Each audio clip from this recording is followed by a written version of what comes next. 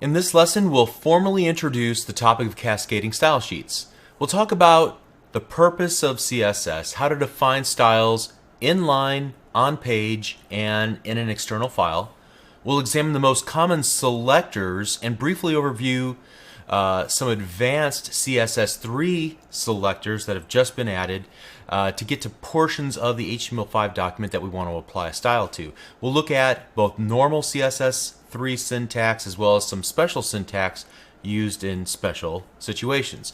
And then I think this is probably one of the most important parts about understanding CSS, the order in which the web browser will interpret CSS styles that have been defined when there are selectors that are in conflict or that when they overlap. Which one will win? Which one will get its style applied? And what is that order of precedence? Okay, so let's start at the beginning. The purpose of cascading style sheets. I've repeated it over and over up to this point in this series, so it shouldn't be much of a surprise. The purpose of CSS is to apply visual styles to the HTML5 code that you write and affect the presentation of the content. A style is simply a collection of name-value pairs representing a visual attribute of a given HTML5 element. Could be the typeface, the font size or color, the background color or an image used for the background, the amount of padding or margin for a given area, and much more. So we're going to examine many of these common properties that you can modify in CSS throughout the remainder of this series. So a style, you've seen it before, it looks something like this. In this particular case, we have several different parts to our style. First of all, is the selector. We are selecting, in this case, the H1 element, every H1 element in the document. The styling will be applied to all elements that match that requirement, namely all H1 elements. Secondly, we have a set of curly braces that kind of define the body of the style that we'll define. And third, inside of the curly braces, there's a collection of name-value pairs that are separated by semicolons. And then finally, in the innermost parts on each line, you see a combination of the CSS property name, colon, and then the value you're setting it to. And so the colon is the separator between the property name and the value you're setting it to. All right, so cascading style sheets. The word cascading describes the nature of how styles are applied. There could be many style sheets, or at least many styles that are applied that affect a given HTML5 element on your web page. And there's this natural order in how they're interpreted and applied when there's a collision between the two styles. Again, let me push that deeper down into this lesson. We'll talk about that order of precedence in a little bit. But before we leave this topic of the basic format of a style definition, there's a number of common conventions that I've seen where developers and designers have formatted their cascading style sheet styles, and I actually prefer one of the more verbose styles, only because I'm teaching and it's easier to point things out. First, there's what I would describe as the clearest way to write your CSS, where you separate everything out kind of on its own line. Some people even prefer to add one more space between the style selector, in this case H1, and that opening curly brace. And then there's some people on the other end of the spectrum who prefer to keep everything on one line. Now, it's important to note in HTML5 and in CSS, white space is ignored. So when you do layout and you do indentation, it is purely for your own readability of the code. In fact, some designers would prefer to keep, like I said, what you see right here, the entire style defined on a single line so that they can at least look down the left-hand column and see all the selectors to find the one that they want to work, instead of weeding through bodies mixed along inside, with the actual selector names. And that's fine. Some designers are particular about the order of the CSS properties that are listed in each given style. Now, there are a few cases where there's a technical reason to keep a specific order. However, in most cases, it's up to you to decide how to approach this. One of the most common is to keep the properties in alphabetical order. Now, that's fine. I'm kind of lazy. I'll probably just wind up typing something and leaving it as is, and not kind of going back and combing through my code and making sure that every property name is in alphabetical order. But if I had a client or a team that used this as a standard, certainly that's something I would be aware of. So my advice to you is take a look on the internet. There's plenty of opinions about which styles to choose and why. My advice is just to pick one style and go with it. Be consistent and don't look back. Don't obsess about that. Okay, we've up to this point been using an external style sheet when we worked in lesson 3, and there's basically 3 different ways to define styles. The only one I really recommend is to use an external style sheet when you're working with a large project or a real project. So you'll see me in the next couple lessons use inline styles, meaning that you can add the style attribute to any given HTML5 element like you see listed here. So I have an H1 with a style equals, and then a number of CSS property names, colon, the value I'm setting it to, semicolon, and then another set of name value pairs. Hopefully you'll immediately recognize the problems with this approach. First and foremost, you're mixing in the HTML5 structure and semantic meaning of the H1 with the styling and presentation of the CSS. And secondly, it makes styling less portable. You can't easily take these styles you define out and put them in and use them across your entire project or multiple projects. So if you ever need to redesign your entire website, you're going to have to go in and touch every single web page. Clearly, that's an advantage to using the external style sheet instead of embedding the styles directly into the style attribute. Furthermore, as we'll see in a little while, styles that are defined inline take precedence over any other style. So if you were in the future to define an external style sheet for the page, but you left in the styles on a tag by tag basis, those styles would win out over the ones that you defined in an external file. Okay, something to be aware of. So the second way to define CSS styles is on page. And so if you watch the previous lesson in lesson 11, if you take a look at the before, I did some work and I said, hey, just ignore this. But you can see what I did here. I created a style tag, opening and closing style tag inside of the head section of my HTML page, and then we did all of our work down here in this form area. But here I was able to define a number of styles just on the page. Now, okay, the good news is that we were able to pull this out, and I could easily take this out and put it into its own document. But as it exists right now, it's still problematic because the presentation code is still mixed in with the HTML5 structural code. So at any rate, it's a step in the right direction, but still the best way and the approach that I would highly, highly, highly recommend that you take throughout the rest of your career is to put all your CSS into one or more external files dedicated to cascading style sheets. And so in this way you can reuse the styles across your entire website or utilize it in multiple websites. If you need to make sweeping changes to your website, you merely need to change the CSS in one place, and then the changes will propagate everywhere where that external CSS file is used. So to include an external CSS file, you use the link element. And we've already seen this in our lesson 3, right? Link rel equals style sheet, href equals styles.css, type equals text / CSS, media equals all. So what do these attributes mean? I think we already talked about them at the time. Just a quick reminder, the rel attribute is the relationship, the link's relationship to the current document. In this case, it's a style sheet. Secondly, the location is the href. So where do you find this? I've kept the styles in the same directory, but we talked about URLs when we were talking about anchor tags and all the many different ways, whether absolute or relative, ways of defining some sort of reference to an external file. Okay, and then the type. And the type we set to text / CSS. We're just instructing the browser how it should interpret this type of file. In this case, it's going to be ASCII text, and it's going to contain CSS, so get ready for it, okay? And then finally, media, and that's to be, we set it in this case to all. We've seen it set to screen before as well.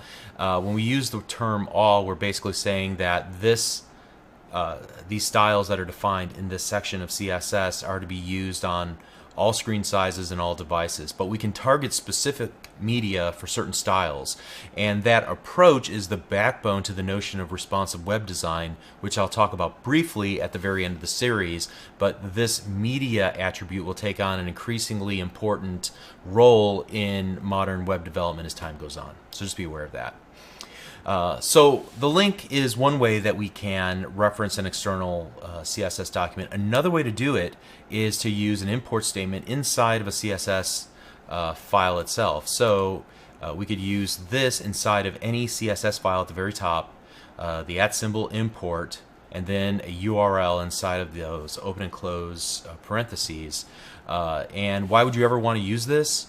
Well, if you had styles that were specific to different page types, but all the page types had the same basic styles defined in the CSS in a main style.css file, then it could become very useful. So you think of using import as a means of establishing a dependency between style sheets. And frankly, I'm not going to use this, so you can largely ignore it through the remainder of this series. But if you go to work in certain environments, that is a tool that could be used to manage large style sheets, break them up by page type, but they can all reference a common CSS file where the majority of the styles are defined. Okay. So two things that I want to interject at this point, and then we're going to get our hands dirty writing some CSS of our very own. First thing to keep in mind before we continue is that the web browser has its own built-in style sheet. You might say, well, wait a second, what built-in style sheet? I think I've alluded to this already once or twice. So we've been working the entire time with a built-in style sheet. Whenever we create HTML, Internet Explorer has to display it somehow. So that's why in lesson 2, whenever we opened up, let's look at our after folder here. We open up our lesson 02. How is it that the H1 is larger than the H2 and that the paragraphs have just this much margin above and below it? And how is it that, oh, I don't know, let's see, don't we have, yeah, these list items here, how are they rendered using numbers as opposed to having nothing at all? Well, that's because there's a default style sheet, and when you define styles using cascading style sheets, you're overriding the default style sheet. And so later on at the very end of the series, I'll point you to a couple of reset style sheets that will override all of the settings for the browser so that you can start from scratch, or at least you can get to a baseline. Now, some designers say you should never use somebody else's work. You should look through it and make it your own. So I'll repeat that caution later on, but I just wanted to say that now when we're talking about reset.css, which is a common style sheet that's used out on the internet. Just be aware of what it's attempting to do, and that is to override the default style sheet so it gets every web browser kind of back into just the most basic rendering of content so that you can build on top of it. So the second thing I wanted to talk about before we continue on is that users can define their own personal style sheets that'll be applied to every web page. And I imagine that very few users consciously think of it in these terms. However, if they ever tell their web browser to use a larger font in their web browser, let's see where that is.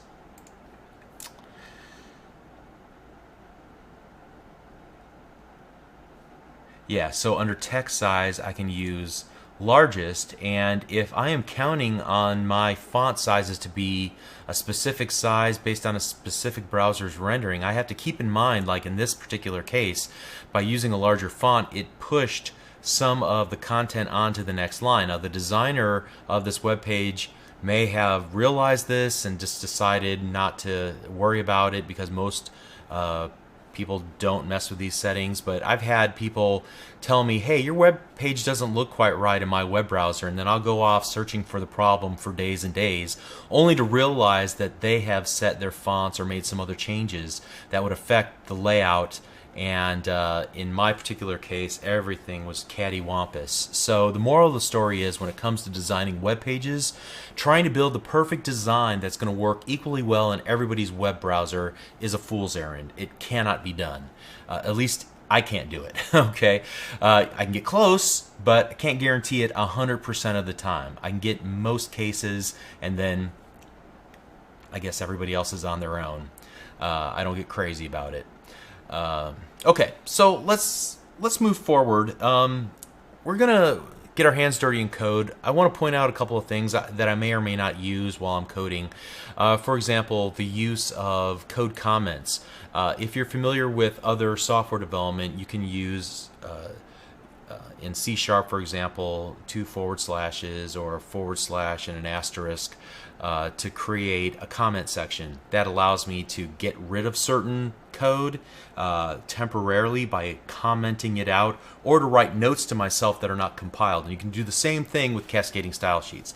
So here you see a simple comment. I open the comment with a forward slash asterisk and then end the comment with a asterisk forward slash. And I could wrap those two around large passages of CSS in order to remove them from the web browser's rendering temporarily during development time. So just be aware of that. Okay, so now let's move on to CSS selectors. If you recall from earlier, CSS selector is how you attach a style to one or more HTML5 elements. Now we've already seen how tags like the H1 tag can be used as a CSS selector. However, there are many different CSS selectors available, and we'll look at those in just a moment. So in addition to using tags as a selector, the most common CSS selectors are classes and IDs. If you recall from much earlier in the series, I said there were global attributes that can be used on all HTML5 elements, like the ID and the class. The ID was a unique identifier that we could optionally add each HTML5 element that we wanted to access for the purpose of styling or scripting. Classes were attributes that allowed us to further refine the semantic meaning of a given element. So we said at that time that we could apply a class to an element such as red text in order to make with the intent of making whatever that class was applied to red. But a better semantically correct class name might be important message, and then style the text to be red, okay, using a red font. So now we can see the real value of using those global attributes of ID and class. They become hooks that we can use in CSS to style precisely what we want. It also gives us a tremendous amount of flexibility. Take the class, for instance. A class, let's say important message, could be used across many different tags, not just a paragraph or the H1. So we can apply a style to many different tags regardless of which type of element it is, as long as they share the same class in common. All right. Likewise, we can get very specific, targeting a style at an individual element on our web page by creating a style for individual IDs. And there are so many combinations it'll make your head spin, okay? And we're not going to be able to cover them all. One other thing I wanted to point out, because we didn't talk about it at the time, but whenever you define a class for a given HTML5 element, you can actually define multiple classes, like so. In this case, we have a div tag. The class equals, and I just created 3 arbitrary classes, my class 1, my class 2, my class 3, with spaces in between each of them. And that basically says that it is a member of all 3 classes, or that all 3 classes apply to this particular div tag. Okay, so what I want to do right now is actually I want to turn this off, or back to medium. Okay, so now for the fun part. You should be able to download a folder called Lesson 12 from wherever you downloaded this video or where you're currently watching this video. Inside of that zip file there should be 3 folders, a before, after, and a work folder.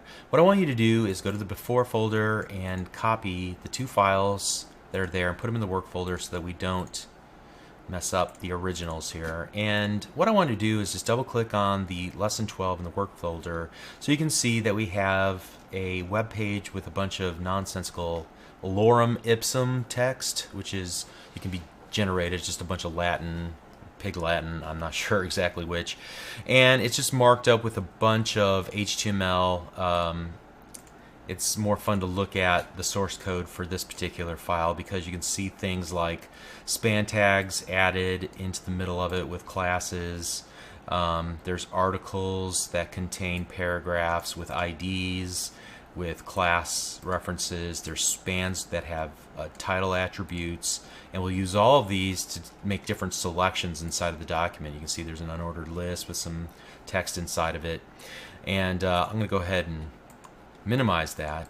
Then we can take a look at the styles, which is blank, and it's a fertile playground for us to play in. So let's begin by styling up our H1 just to quickly demonstrate all selectors.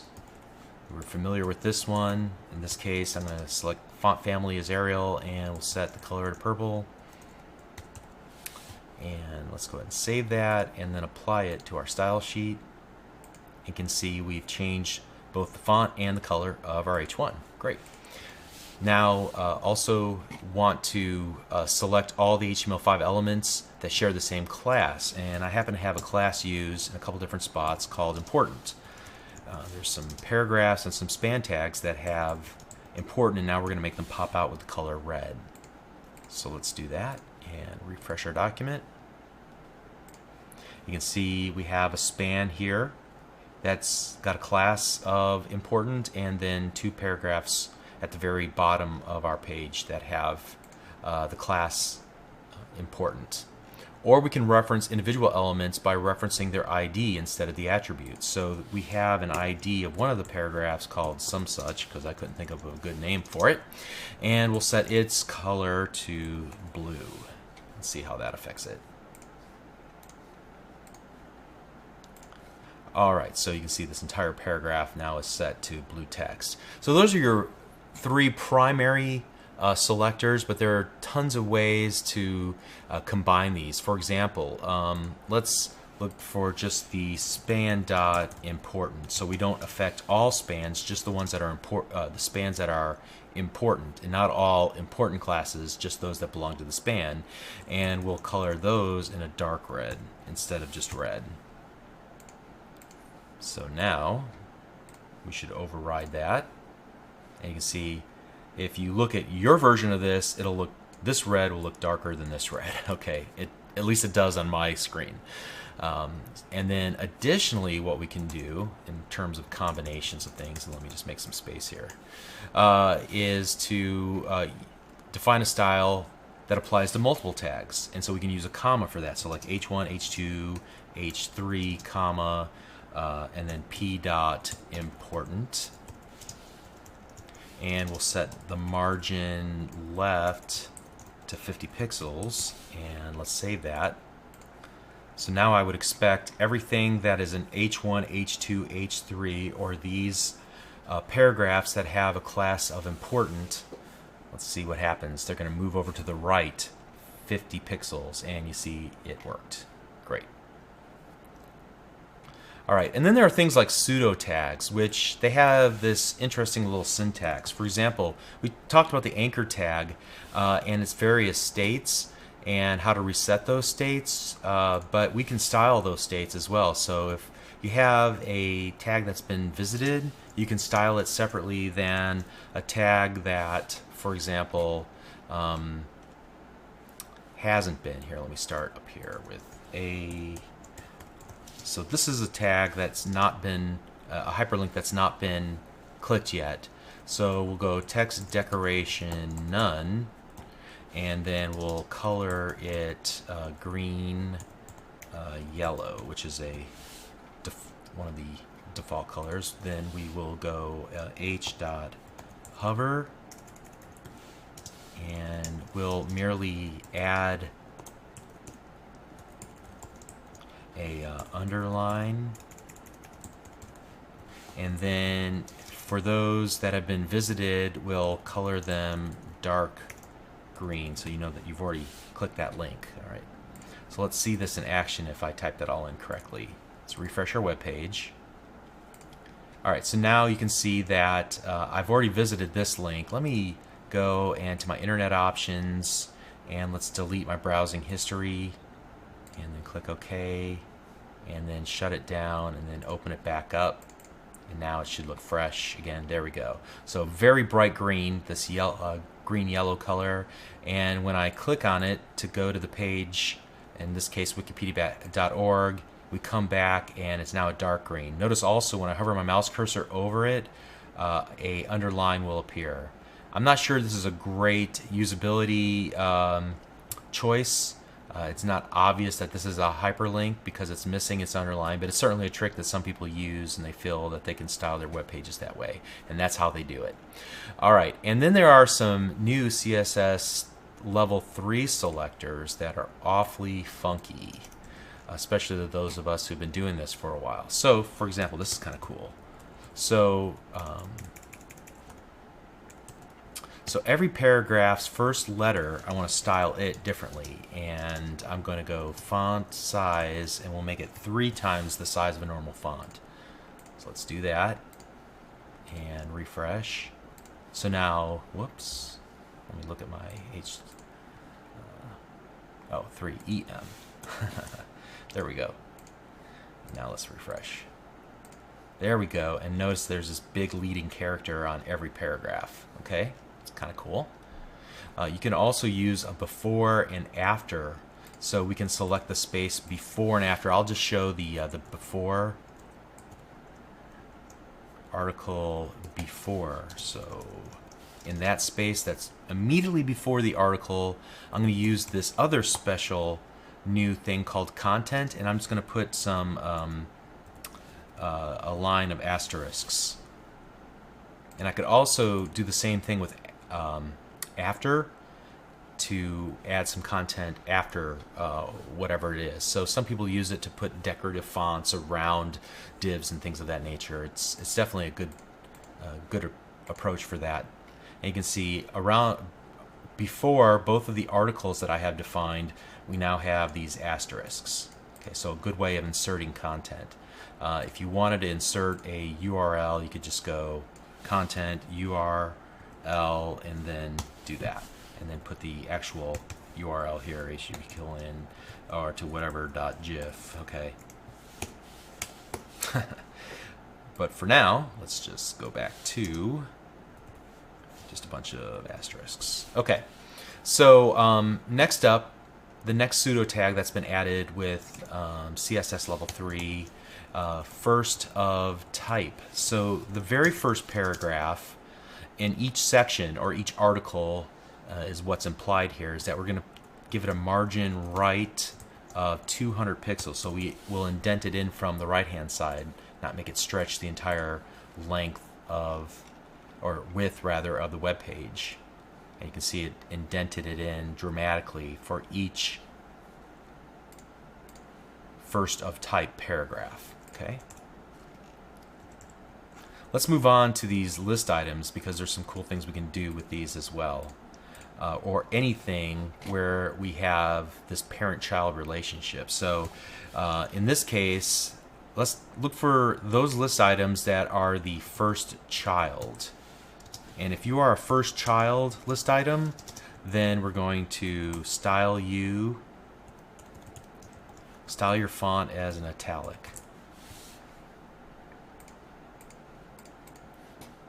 And as we would expect, this very first list item is italicized. We can do the same thing with the last child.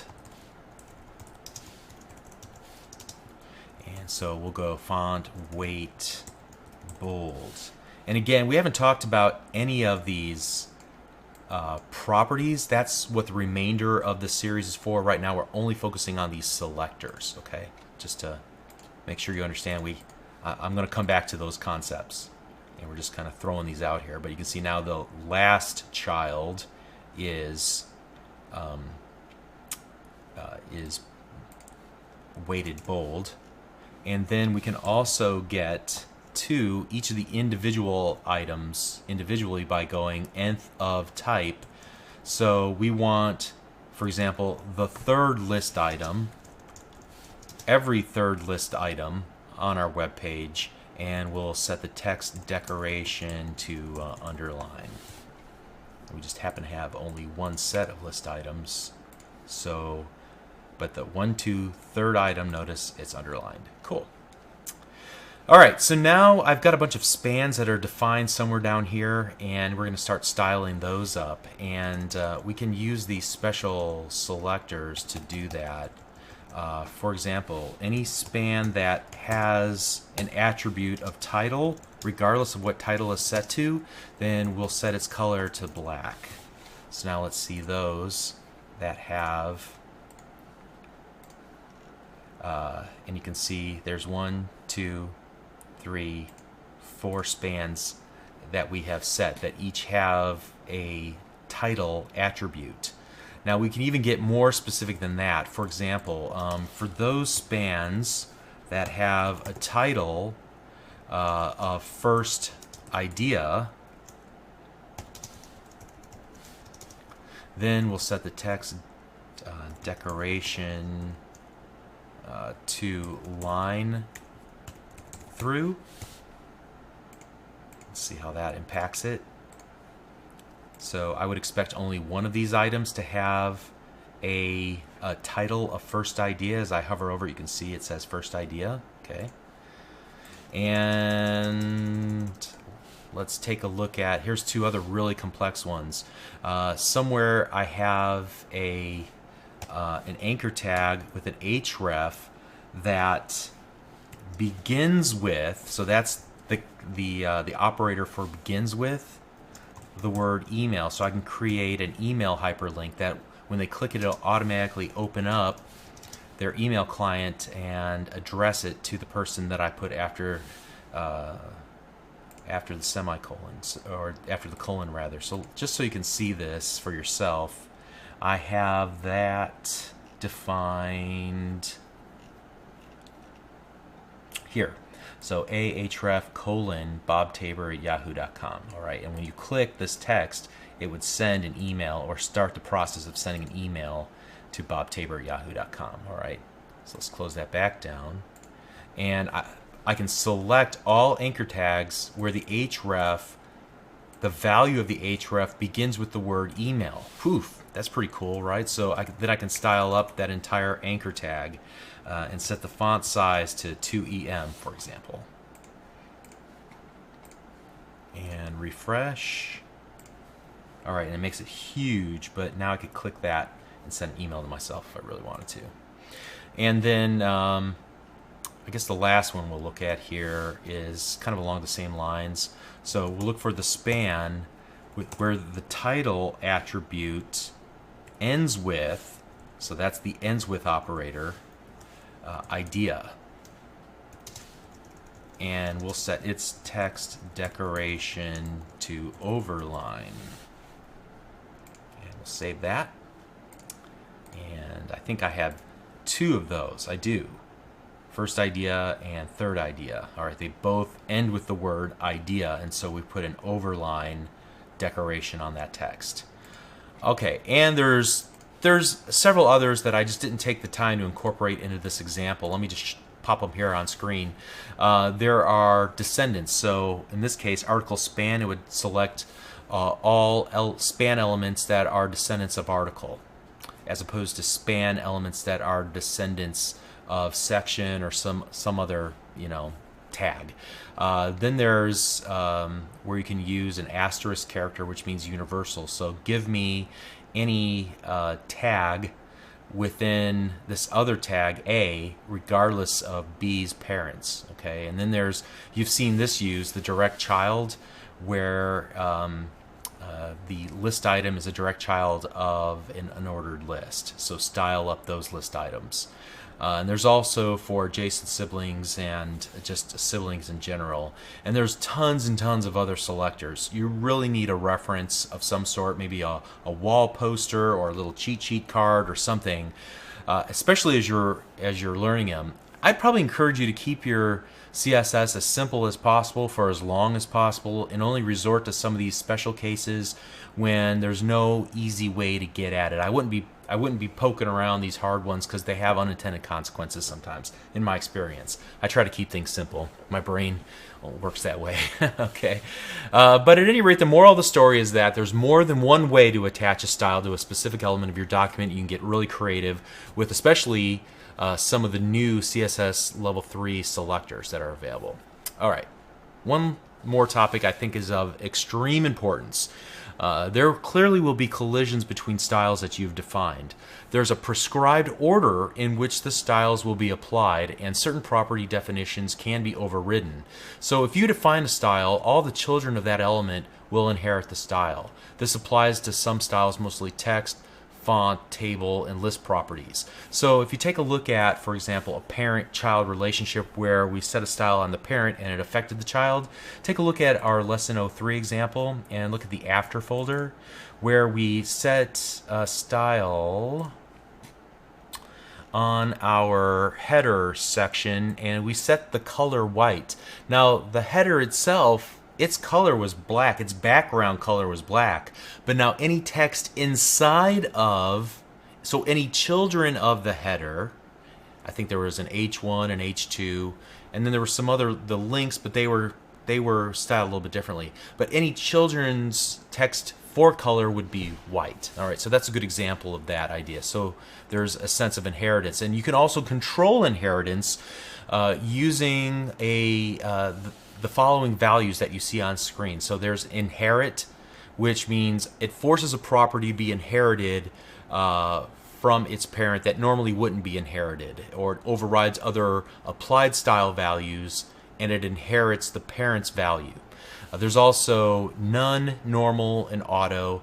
So again, find a good reference, make sure you understand what those do and when to apply them so that you can take control of inheritance if you really want to for a given element.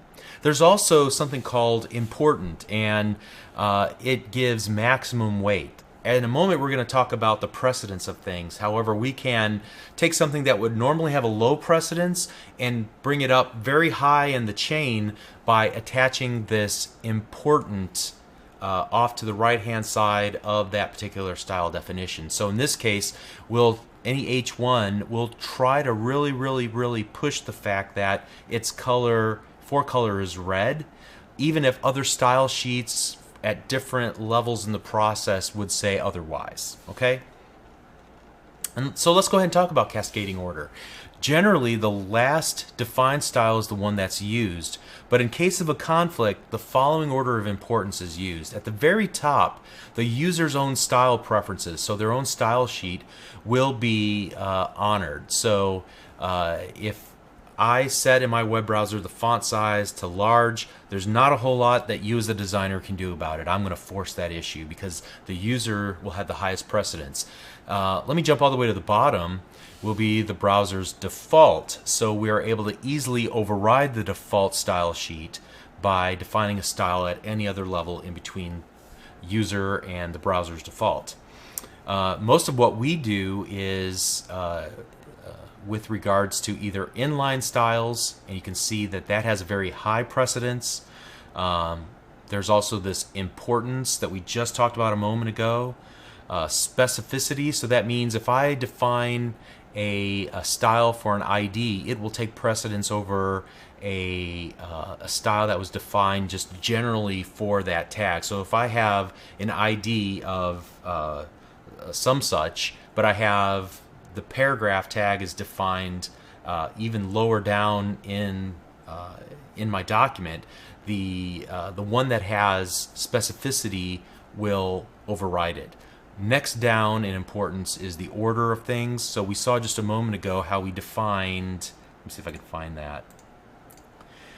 There was a span that had first idea and then a span that had where it ended with the word idea, and this order, the last one, has precedent over the one that was defined higher up. So as you move through your style sheet, the ones that are lower and lower have greater precedence. All right. So hopefully that made sense. It's just think in terms something is overriding what I've done, and there's a cool tool that's built in Internet Explorer to help you see how that really works. If I were to open up my web page one more time, and then go back to the F12 developer tools in my little tool section here, my little tool icon, it'll open up this little dialog at the very bottom of my page. And the neat thing about it is I can go to this CSS side and I can click this arrow and then start hovering my mouse cursor over things, and it starts a selection window. And when I select something, it'll show me all the styles that have been applied and the source of that style. Now in my case, I only have styles defined in this styles.css page, but if I had like 4 or 5 CSS pages, it would say where it got the style from. Okay, and you can use this on any web page over the internet to see how they did what they did, and this is the best way to learn CSS. You look at a web page, you say, wow, that's cool, I wonder how they did that, and then you spend about a half hour, an hour dissecting what they did using a tool like this. Okay, so you can see in this case, I've selected this. Notice that there are a number of styles could be applied to it. For example, the paragraph itself. But since this wasn't the first letter, it struck that out because it didn't deem that necessary, I guess. It's also regarded as important, and therefore it should be styled as red. However, we specified the span of title, which takes precedence over important because it's deeper down on the style.css page, and it set its color to black. The same is true with the span where we set the text decoration, and notice that that has a line through it because something more specific or later down in the document overwrote it, and so that's why it now has an overline. And so we can just kind of go around and inspect the various parts of our web page and learn about what takes precedence and why. And furthermore, what we can do, which is kind of cool, when we're trying to understand better how to style something and we're getting frustrated, and it's would be convenient for us to turn off or turn on styles. So I'm turning on and turning off by clicking these little check marks and saying, what would it look like if I included that or removed it? Oh, I guess I didn't need that style in the first place. How about if I remove that? Oh, that's closer to what I wanted. Or you can at least see how it affects the document in real time. Awesome debugging tool, awesome development tool, awesome learning tool. Okay, so keep in mind F12 developer tools. It's there for you to use exactly the way that we're demonstrating it here. Okay, so we've covered a lot of ground in this short period of time. What's up next is looking at the types of CSS properties that can be set. I've already given you a preview of that a number of times, but now we're going to start talking about each of those, at least at a high level. There are families of properties, and I've split up the next 4 videos as follows. We'll talk about properties that affect the font and the text, properties that affect color and background, properties that affect lists and tables specifically, and then properties that affect block or box style HTML5 elements, and we'll talk more about what those are when we get to that point. Okay, so to wrap up, we've seen how to define styles, how to attach them to specific HTML5 elements using the CSS selector syntax.